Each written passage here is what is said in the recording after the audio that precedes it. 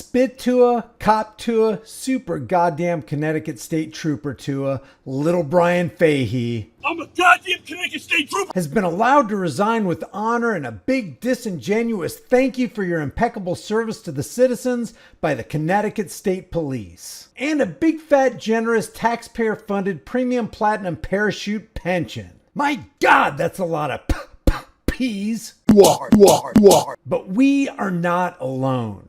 Lest you think injustices are only relegated to the Americanized redcoats. And yeah, they brought their umbrellas because they think Cop 2 is going to make a special appearance. You spit in my face! I just want to show you that heinous law enforcement crimes, police cover-ups, and thin blue line protections don't stop at U.S. borders. Villains with badges in other countries are also allowed by their departments to resign and escape criminal prosecution. In Canada, Ontario Provincial Police Constable Scott Anthony submitted his resignation as a police officer on Thursday morning ahead of his sentencing hearing in a Bracebridge, Ontario courtroom.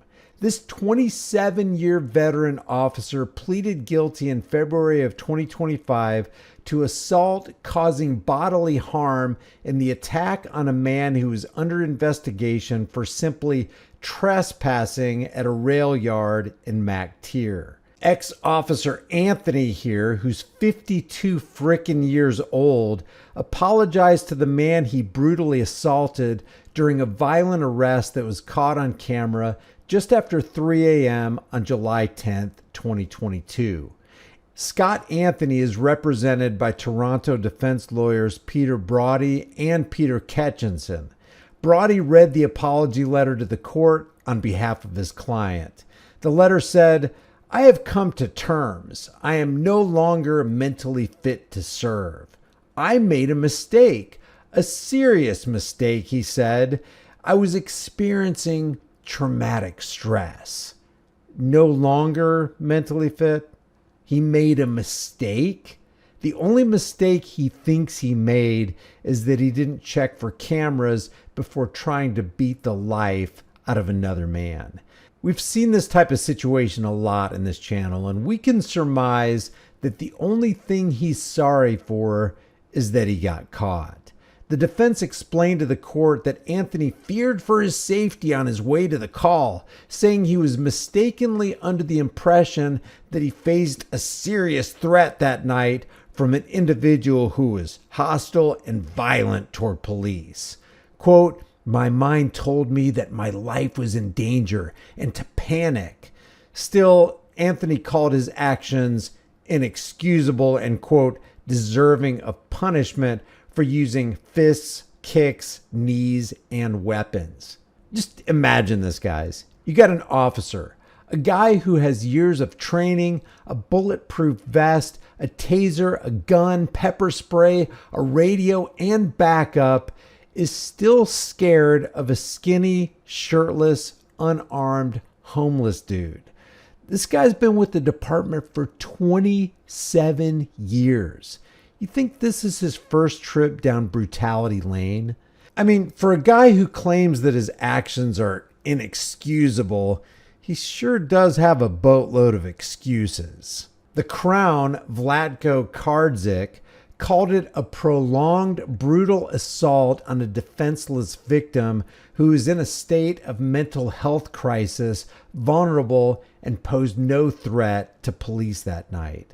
The Crown called Anthony's actions a gross breach of the public's trust when he beat the man unconscious, then dragged his shirtless, handcuffed body on the ground by his feet before loading him into a police cruiser.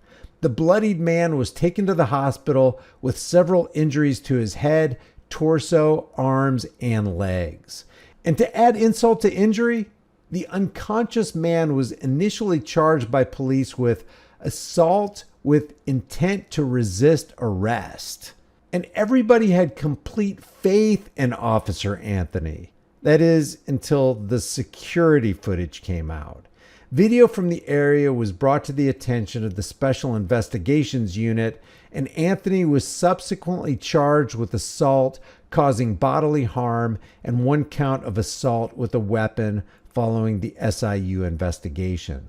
He pleaded guilty earlier this year to assault causing bodily harm, and charges against the victim were dropped.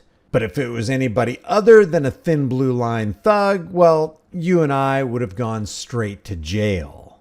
Anthony claims his excessive use of force went against his training. The court heard from this psycho cop that he has sought to better himself through intensive therapy by participating in at least 108 weekly sessions. The defense attorney said Anthony is committed to bettering his mental health and was struggling at the time of the assault with personal and professional struggles that included traumatic stress from attended horrific crime scenes involving violence. Have you ever heard such a pathetic excuse? Normal people who are struggling with life's difficulties aren't out there beating the hell out of helpless people. What this guy is saying is that he was so traumatized by what he saw on the job as a police officer that he thought he'd create some more trauma that other people would have to deal with. And can you even imagine if the cameras didn't record this guy's heinous actions that night? He'd still be out there endangering and abusing the public and getting a paycheck for it. This guy didn't just become an abuser overnight. There's no doubt he has a 27-year history of abuse.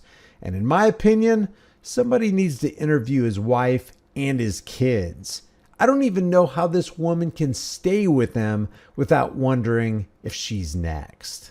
His victim, who's now 45 years old, described crippling physical and psychological suffering in the 3 years since the attack. He called his life hell, telling the court that he has nightmares and is consumed with paranoia, fear, anxiety, and depression triggered by what happened to him that night at the hands of a psychopathic police officer. The Crown called the man's brutal beating and arrest, quote, dehumanizing, and get this, they asked the court to sentence Anthony to actual jail time for only a year to 15 months. This psychopathic clown hasn't spent 1 day in jail, and they're only asking for him to be locked up for a frickin' year. That's a joke. And what about all the other officers who knew about and participated in the crime and kept silent? The court also heard from the victim's mother, who described becoming sick when she first watched the video of the beating. She admits that her son wasn't an angel, but she described seeing her son slipping away from her due to self-harm and abuse of alcohol to mask the pain of the beating. She said Officer Anthony's assault on her son violated the oath he took to serve and protect the public. And she told the court of the psychological and emotional damage the assault had on her son and the entire family. She also explained that her son struggles with paranoia and fears of the police, which basically we all have. She described her son becoming triggered whenever he sees a police vehicle or passes by the scene of the attack. I think to one level or another, we all have that kind of paranoia and fear anytime we see a cop. The defense team, the cop protecting parasites they are, told the court of the pain former Officer Anthony continues to endure after having been shamed and embarrassed in the public by the media attention on this case. Poor little guy. And brace yourself for this one. The defense team actually asked the court to consider a conditional sentence of home arrest, saying that former Officer Anthony should not be sent to jail with the other criminals because they're the ones who contributed to his post-traumatic stress disorder that culminated in Anthony assaulting a helpless man. Seems to me that in the spirit of an eye for an eye, a jail cell with the other criminals, who are probably there on bogus charges anyway, is exactly where they should put Anthony for the rest of his natural life. Justice John Olver will sentence Anthony in late August. If we get an update, we'll let you know. But don't hold your breath for justice to be done. So far, we haven't heard of any lawsuits filed, but I'm sure somebody's working on that as we speak. Leave your thoughts about this for the world and the global thought police in the comments section below. If you haven't done so already, subscribe to the channel, hit the bell notification icon, give it a thumbs up, share it with everybody you know. Don't forget to subscribe to my email list through my website, highimpactflix.com. If you want to support the channel further, grab a shirt, become a channel member, check out the links in the description. But more importantly, understand that cops are dangerous and cops lie, but cameras do not. Always record the police. I'll see you in the next video.